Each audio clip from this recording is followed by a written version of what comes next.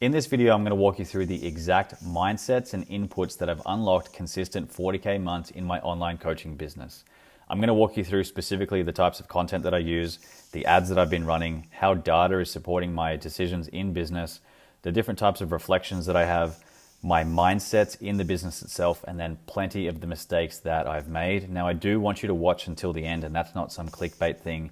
Some of these mistakes are mistakes that you will definitely learn from, that you will hopefully not do in your business. And if you've done these, you'll then likely go, okay, I can see why I've also potentially ran into a problem as well. Now, if we haven't met before, my name is Josh Bowers, and I've been in the online coaching space since December of 2019. I'm from Sydney, Australia originally, but now I currently live on the Gold Coast. I've done all sorts of different traveling, lived in Dubai, lived in Bali. Now I'm rooted back in the Gold Coast, where I run my online coaching business. Now, I've made $1.5 million in cash collected over the last couple of years. I've ran 2 different coaching offers. One of them was called the Bikini Body Project. In December of 2019, I started that, scaled it to 100 active clients, and it serviced over 300 girls through the program with no team. The second business that I then ran, which I'm still currently running now, is called Freedom Coach. This is where I help other online fitness coaches scale using ads and content. Again, this business does around $40,000 a month in cash collected every single month, and I don't have a team managing it. It's literally just me. Now, the purpose of these videos is to walk you through all of the things that have worked for me over the years, all of the things that have not worked, and then some of the things that I'm currently doing now within my business and also my clients as well. So let's dig into the content. Pretty straightforward, but over the last 3 years, I've taken content seriously. So when I started Freedom Coach, I pretty much was starting content. I think it was in May of, when was this? 2023. I think May of 2023 is when I started posting content, or March, somewhere around that point. I started posting content back then where I was starting to take branding really seriously, and I was noticing that trust was a massive issue in the coaching space. So I started posting content. It was quite random. Fast forward a little bit, I got a lot more niche specific with what I was doing. Then I was consistently running 5 to 7 pieces of feed content going out a week. Now, this type of content has evolved over the years, and I'm not going to get into the intricacies of that in this video because I just don't think it's necessary. But the point of this video is to show you the things that I've done to get to where I am, and I want you to try and emulate those things in your business. So over the last few years, I've consistently posted anywhere from sort of 5 to 7 times a week. And in some of the mistakes, I'm going to get to some times where I have not been posting content, and I'm going to talk to you about some of the, I guess, negative impacts that had on my business. Now, though, what I'm focusing on with my feed content is a daily post where I'm focusing on different awareness stages with my target niche. So unaware, problem aware, information gathering mode, and buying now. These are 4 different psychological stages that somebody moves through when they are considering solving a problem in their life. If you create content that talks to these different stages, inevitably they're going to slowly move through your sales funnel.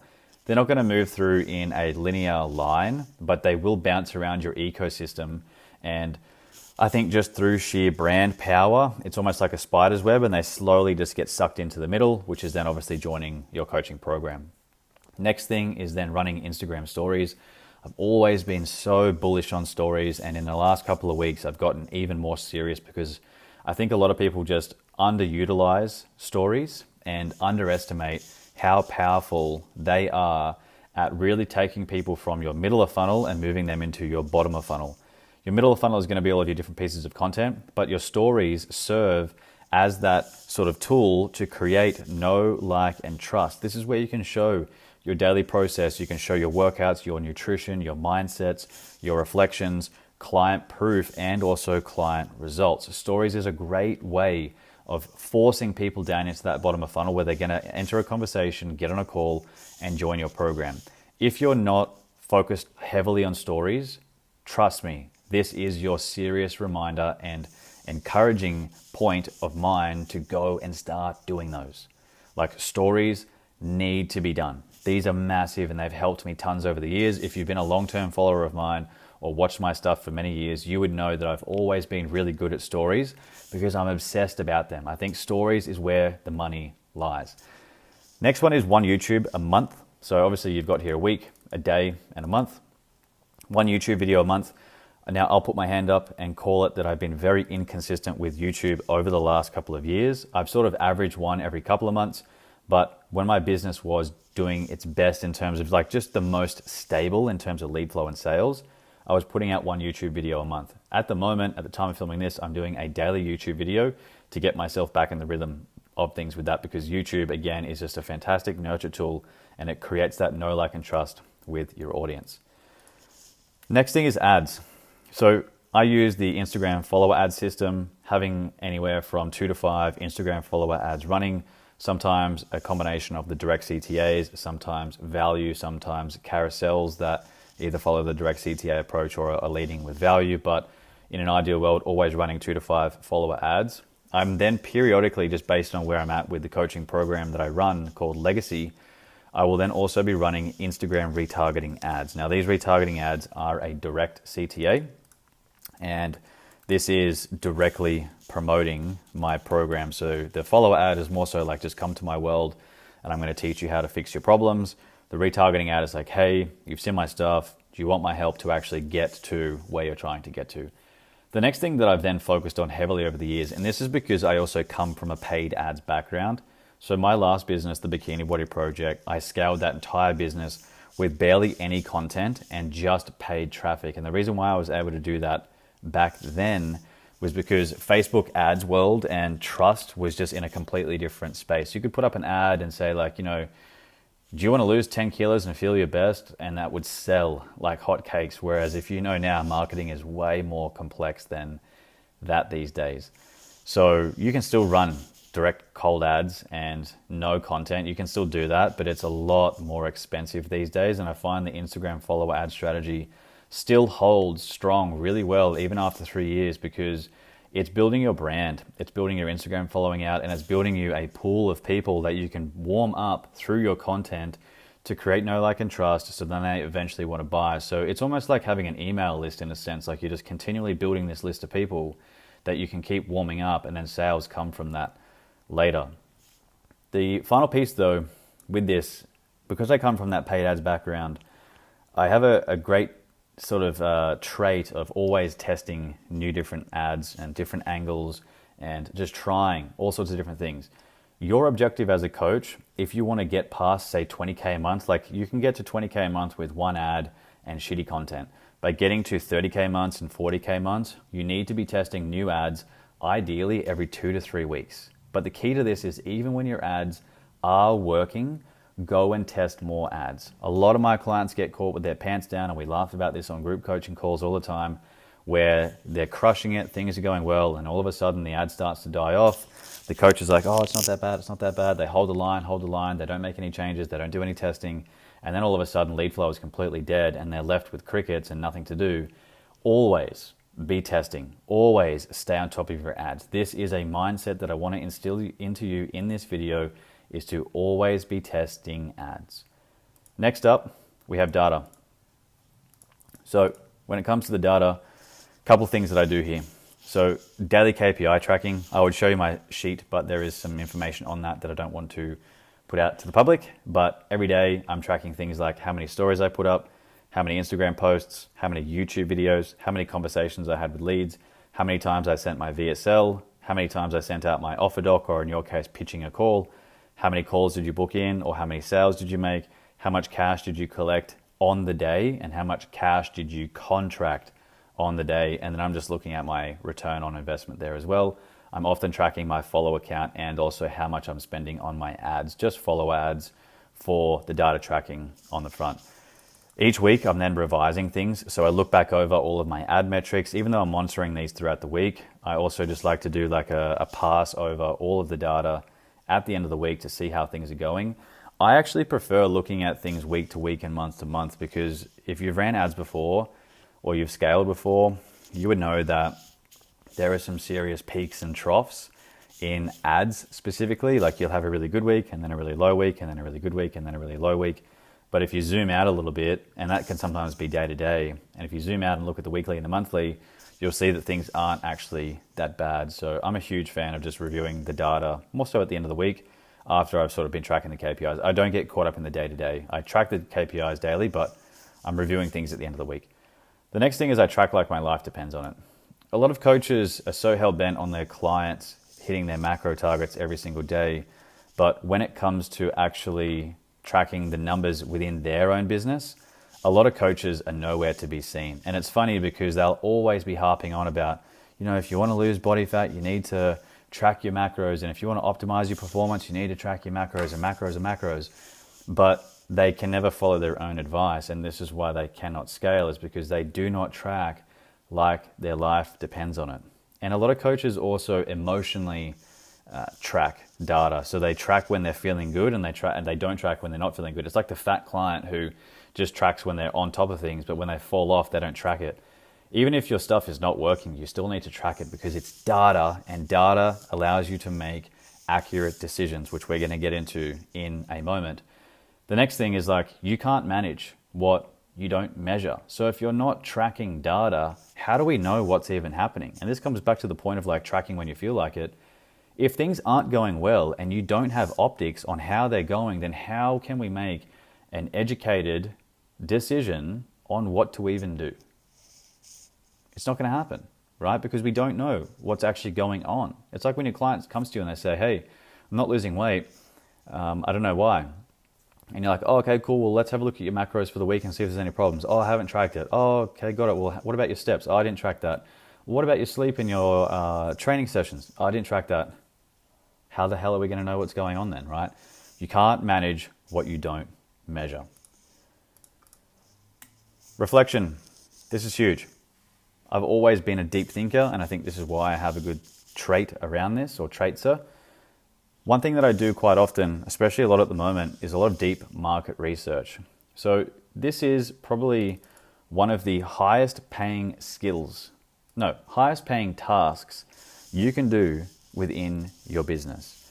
What deep market research is going to YouTube, looking up all of your competitors and reading the comments of the videos. It's going to your competitors' reels, posts, TikTok, Instagram, wherever they're located, and it's reading the comments of their posts. The next one is listening to all of their case studies. I know that sounds weird, but go and listen to their case studies, because what are you going to do? You're going to pick up on things that their clients are saying that you may have not have heard, that you can now bring into your marketing and your message. You can do this by reviewing sales calls. You can do this by reviewing group coaching calls. You can do this by reviewing one-on-one calls. Get something like Fathom or Otter to transcribe the meetings. Take those transcriptions, plug them into your favorite AI, and extract pains, problems, questions, topics of content. There's so much you can pull from this. Reddit forums is another one. Quora, however you pronounce it. That's another Reddit type forum. Go to these places and actually research and see what people are saying and what people are doing. You think that you understand your market, and I bloody hope that you do, but at the same time, there's going to be so many other golden nuggets to pick up from external sources that you're not tapping into enough. Again, this is one of the highest paying tasks you can do in your business, and the reason why is because this formulates your niche, offer, and messaging. If your niche isn't specific, if your offer isn't on point, and if your messaging is not good, nobody is going to be paying attention to you because you're not saying the right things. It's much easier to attract bees with honey than it is with vinegar. And sometimes you don't even realize that you're putting vinegar down, expecting bees to come, and that's not what they're attracted to. How are you going to figure out what type of honey to use? With your deep market research. It's so freaking important that you reflect on this, and this is what I'm obsessed with. Every couple of days, I'm reading my document, I'm studying the different stages of awareness that my prospects are in, I'm reviewing my own content, client calls, listening to my clients. I'm constantly on. I've got this radar dish on my head where I'm just always thinking about these things and always trying to pay attention, because this is what gets people into your world. Next thing is I'm then just reviewing my content and ads. So it's all good and well to be in the habit of posting and running ads, but if you're not reflecting on the things that you're saying and which ones are performing best, then you don't know what to double down on. I, a few years ago, did this thing where I posted 100 reels in 100 days, and all I did was just go ham, and I just post. And then I heard something from a content creator about 6 months ago, and he said, you should post 100 reels in 100 days. That's a great idea, but only if you do it this way. And I was like, what way? Every 10 videos, you need to pause and reflect and go, which one of these did best? Why did these do best? What hooks did I use? What was the format? Same thing with your ads. take that information and continue to double down on that. And now you're refining your craft as you go. The final one here is the weekly wrap-up process every week. Now, this is a process that I use to revise my business and personal life. It allows me to reflect on how I went for the week, how the business went for the week, what I need to do personally next week, and what the business needs to do personally next week. This is really specific to you and your business. If you're an online fitness coach, it's generally going to be the same things, and this is exactly what I teach in my programs.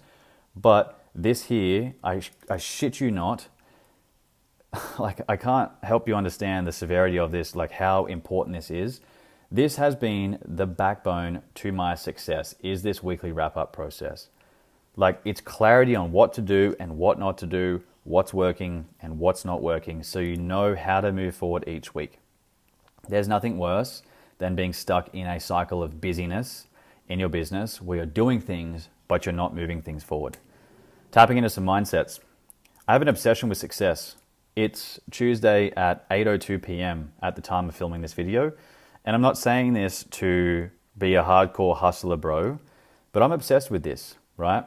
At times, I act like I have a gun to my head in this business. I don't care if I'm fucking tired. I don't care if my girlfriend broke up with me, if I've had a bad day, if I didn't sleep too well. I don't give a shit, right? I'm obsessed with making this work, not to the point with an unhealthy obsession. I still take time away from the business. I still go do things outside of this to pour into my own cup and fill my own needs. But I'm obsessed with this thing. It's all I think about, it's all I talk about, and I'm obsessed. So many people treat their businesses, let me correct that, so many coaches treat their business like a fucking hobby business, right?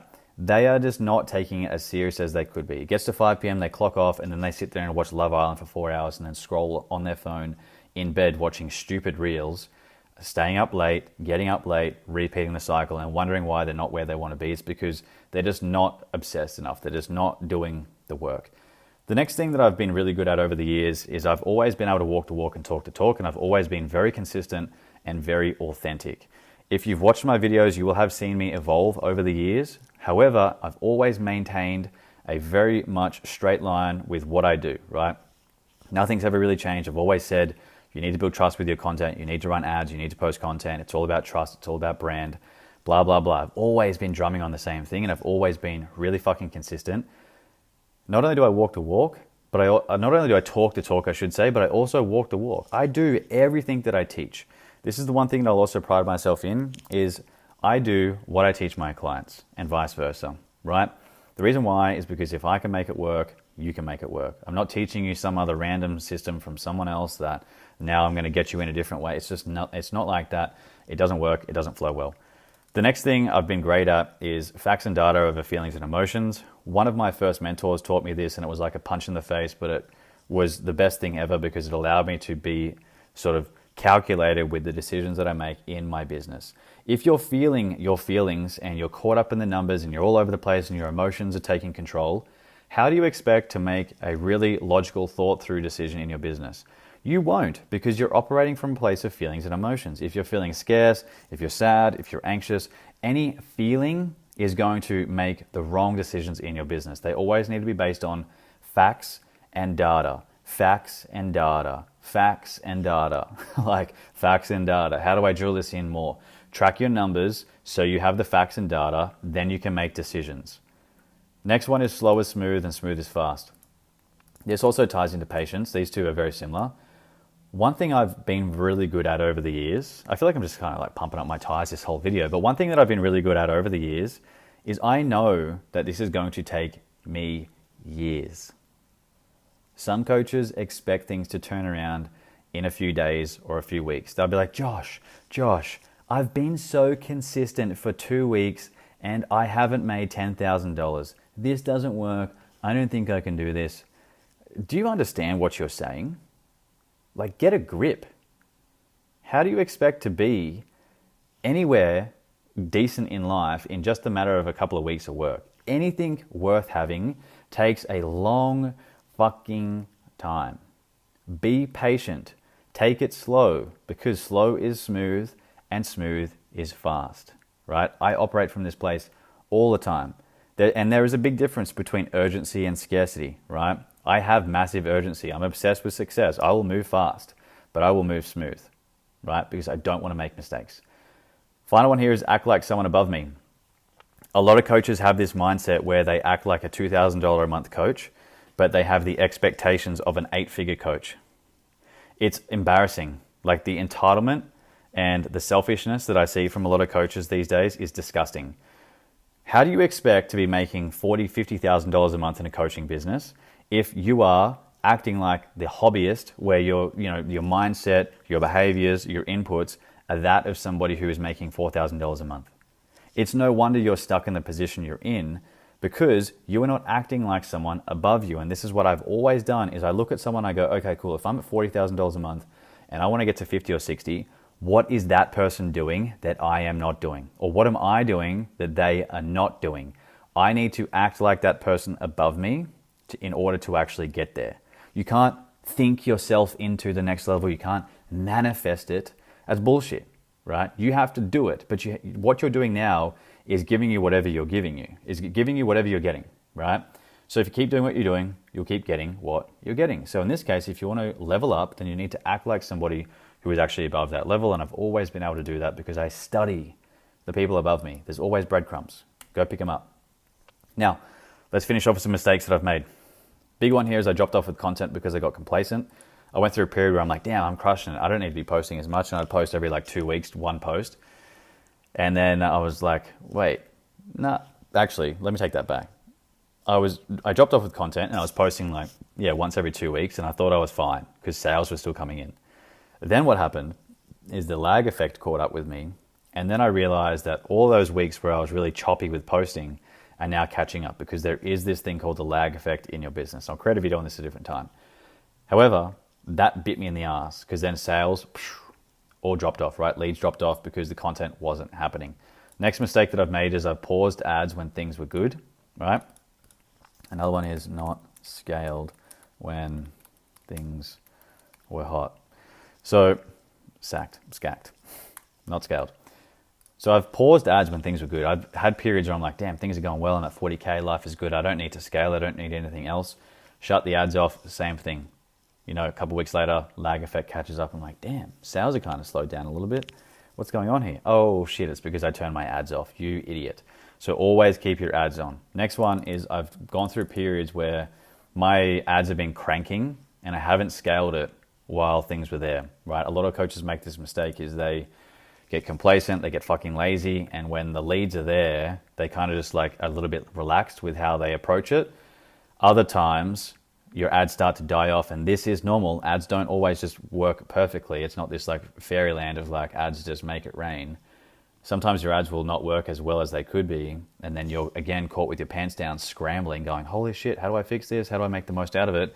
I've been there before and it sucks. So if things are going well in your business from a lead flow standpoint, you need to lean into that. Don't just go, if we just keep the ad spend here.